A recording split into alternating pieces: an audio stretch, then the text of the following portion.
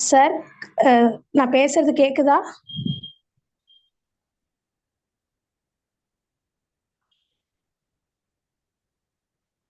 Happy சாபத். Sir, நான் பேசுறது கேக்குதா? சார் கேக்குதுங்க சார். ஓகேங்க சார்.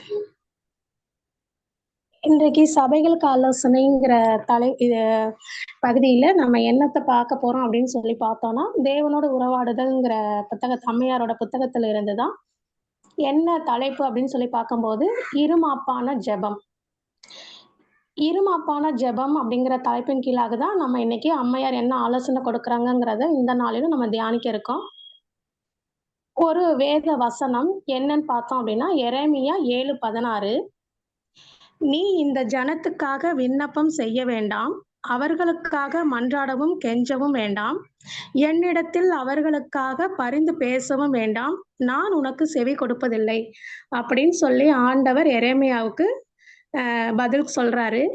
இந்த அதிகாரத்திலேயே நம்ம 6வது வசனம் என்னன்னு சொல்லி பார்த்தோம் அப்படின்னா, தேவனுடைய கற்பனைகளுக்கு அவங்க கீழ்ப்படியாததுனால, தேவன் சொன்ன அந்த வார்த்தைகள அவங்க கேட்டு அதன்படி நடக்காதது, சரியா நீதி செய்யாததுனால தான் கடவுள் வந்து எரேமியாவுக்கு இப்படி ஒரு வார்த்தைய கூறியிருக்கிறாருங்கிறம்போது, அப்ப இந்த இருமாப்பான இந்த ஜெபம் எப்படி இருமாப்புங்கிற வார்த்தைக்கு என்னென்னலாம் அர்த்தம் வரும் அப்படிங்கிறத இன்றைய நாளில நம்ம தியானிக்க இருக்கோம். இருமாப்பு அப்படிங்கன்னா, இருமாப்ப நம்ம வேறு என்ன வார்த்தையால சொல்லலாம் அப்படின்னு சொல்லி பார்த்தோம்னா, பெருமை, அகந்தை இப்படியான வார்த்தைகள் எல்லாம் இந்த இருமாப்ப குறிக்கக்கூடிய வார்த்தை தான்.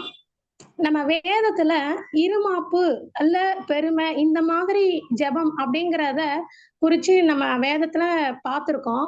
அப்படி இத ஜெபம் வித்தியாசம் தெரியணும்னா, அதாவது இத சரியான ஜெபத்துக்கும், இருமாப்பான ஜெபத்துக்கும் உள்ள வித்தியாசம் தெரியணும்னா, நமக்கு ஏற்கனவே வேதத்துல கொடுக்கப்பட்டிருக்கு. அப்படி நம்ம யார பார்க்கலாம் அப்படின்னு சொல்லி பார்த்தோம் அப்படின்னா, ஆயக்காரர், பரிசேயர் இவங்க 2 பேத்தோட ஜெபத்த பார்க்கும்போது, இவங்க 2 பேத்தோட ஜெபத்துல ஆயக்காரரோட ஜெபத்துல ஒரு தாழ்மை இருந்தது.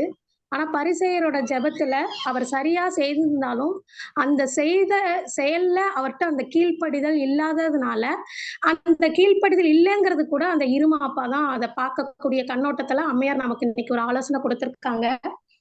அப்ப இருமாப்புன்னா, வேற என்னென்னலாம் இருமாப்பு அப்படின்னு சொல்லி நம்ம பார்க்கும்போது, இது வேற எந்த மதத்துக்காரங்கட்ட கிடையாது. நம்ம கிறிஸ்துவத்துக்குள்ள இருக்கிற, நான் சரியா தான் கடவுளோட சொன்ன வார்த்தைய கேட்டு கீழ்ப்படிந்து நடக்கிறேன்னு சொல்றவங்க கிட்ட தான், இப்படிப்பட்ட காரியங்கள் இருக்குதுன்னு சொல்லி அம்மையார் நமக்கு ஒரு ஆலோசனை இன்னைய நாளிலும் குடுத்திருக்காங்க. அதாவது ஒரு போலியான நம்பிக்கை தான் இருமாப்பு. இந்த போலியான இருமாப்பு யாருகிட்ட இருந்தது அப்படின்னு சொல்லி பார்த்தோம் அப்படின்னா, சாத்தான் கிட்ட இருந்தது. அதாவது உண்மையான விசுவாசம் அவன் இல்லாம, போலியான நம்பிக்கை தான் அவன்கிட்ட இருந்தது அப்படின்னு சொல்றாங்க.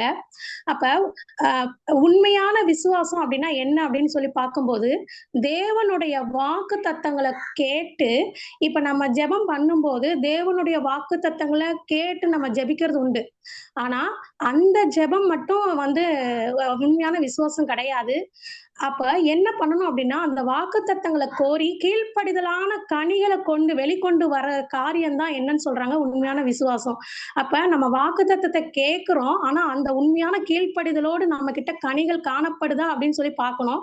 அப்படி உண்மையான வாக்குத்தத்தத்த நம்ம பின்பற்றி, அந்த கனிகள் நம்ம கொண்டு வரல அப்டின்னா, அதுவும் எதுதான் சொல்றாங்க அப்டின்னா, இருமாப்பான ஜெபம் தான் சொல்றாங்க.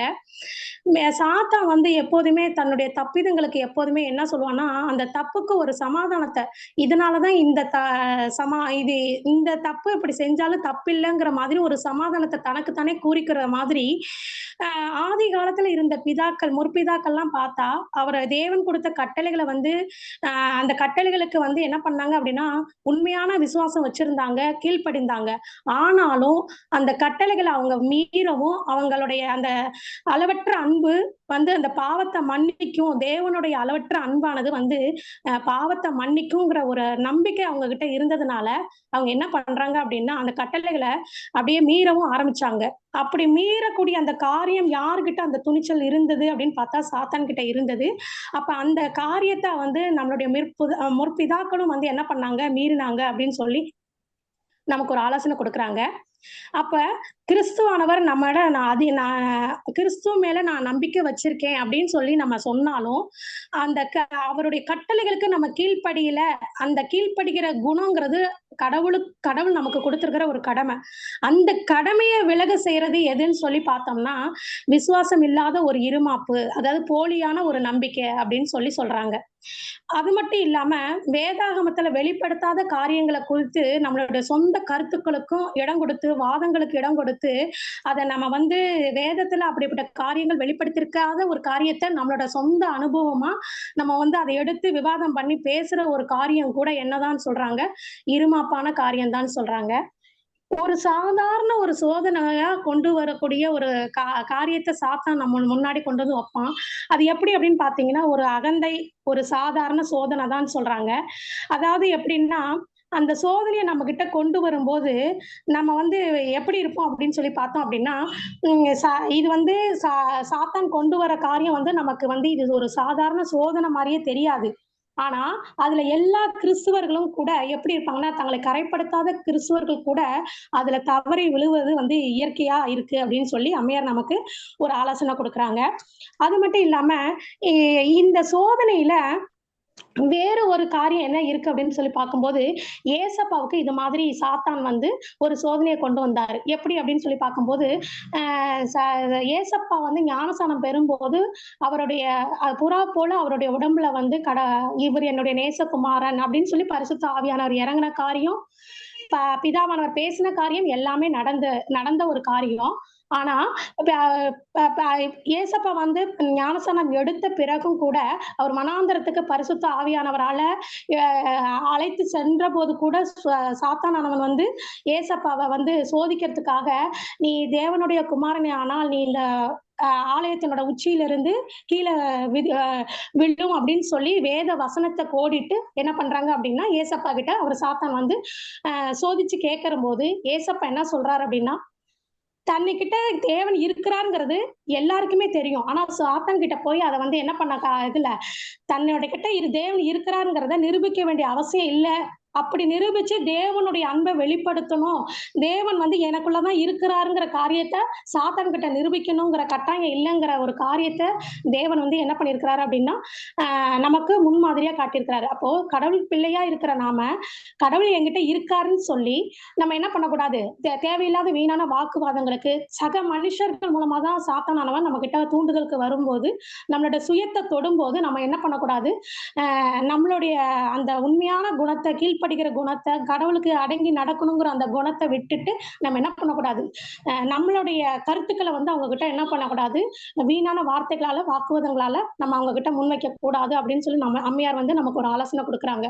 மேலும் தேவன் சித்தம் என்ன அப்படிங்கிறத நம்ம கருதி தேவன் சித்தத்துக்கு நம்ம கீழ்ப்படிந்து நடக்கணுமே தவிர, தேவன் சித்தத்த நம்ம ஒரு புறம் ஒதுக்கி வச்சுட்டு, நம்மளோட சித்தத்த போய் தேவன்கிட்ட நம்ம எப்படி கேட்டாலும் வாக்குத்தத்த வசனங்கள வச்சு, நான் கேட்டேன், இதனால எனக்கு கிடைச்சதுன்னு சொல்லி, நம்ம அத ஒரு முன்மாதிரியா மற்றவர்களுக்கு நம்ம சொல்லக்கூடாது. வாக்குத்தத்த வசனங்கள் எதனால கிடைச்சது? அப்படிங்கிற காரியத்த வாக்குத்தத்த வசனத்துக்கு நம்ம எப்படி கீழ்ப்படியணும்? அப்படிங்கிற காரியங்கள நம்ம மனதுல கடைபிடிக்கிறவர்களா நம்ம இருக்கணும்னு சொல்லி அம்மையார் இந்த நாளிலும் ஆலோசனை குடுக்குறாங்க. அதாவது தேவனுடைய சித்தத்த நம்ம அறியாம, தேவன் நமக்கு ஒரு காரியத்த கொடுத்திருக்கிறாருங்கும்போது, அதுக்கு நமக்கு பிடித்தமான காரியமா இருந்தா நம்ம என்ன பண்ணுவோம் அப்படின்னா, அந்த காரியத்த நம்ம ஏற்று நடந்துக்குவோம். ஒருவேளை நமக்கு பிடித்தம் இல்லாத, அதாவது தேவன் இத நமக்கு செய்யணும்னு சொல்லி கொடுத்திருக்கிற அந்த காரியம் நமக்கு அதுல பிடித்தம் இல்ல அப்படின்னா, அத நம்ம போய் ஆண்டவர்கிட்ட, "ஆண்டவரே இது எனக்கு வேண்டாம். இந்த காரியத்துல எனக்கு உடன்பாடு இல்ல" அப்படின்னு சொல்லி நம்ம ஜெபத்துல வைக்கிற காரியம் கூட ஒரு இருமாப்பான காரியம் அப்படின்னு சொல்லி நமக்கு அம்மையார் இந்த நாளிலும் என்ன ஒரு ஆலோசனையா குடுத்திருக்கிறாங்க. இருமாப்புங்கிறது நம்மளோட அந்த அகந்தை அப்படிங்கிறது, பெருமைங்கிறது நம்ம அந்த பரிசேயர் ஜெபம் பண்ற மாதிரி மட்டும் கிடையாது. கடவுள் சொல்கிற அந்த கட்டளைகளுக்கு கீழ்ப்படியாம நம்மகிட்ட கனிகள் காணப்படலனா கூட அது ஒரு நம்மளுடைய ஜெபம் எல்லாமே ஒரு இருமாப்பான ஜெபம் தான் அப்படின்னு சொல்லி நமக்கு இந்த நாளிலும் ஒரு ஆலோசனை கொடுத்திருக்காங்க. தேவனுக்கும் சபையோருக்கும் நன்றி. ஆமென்.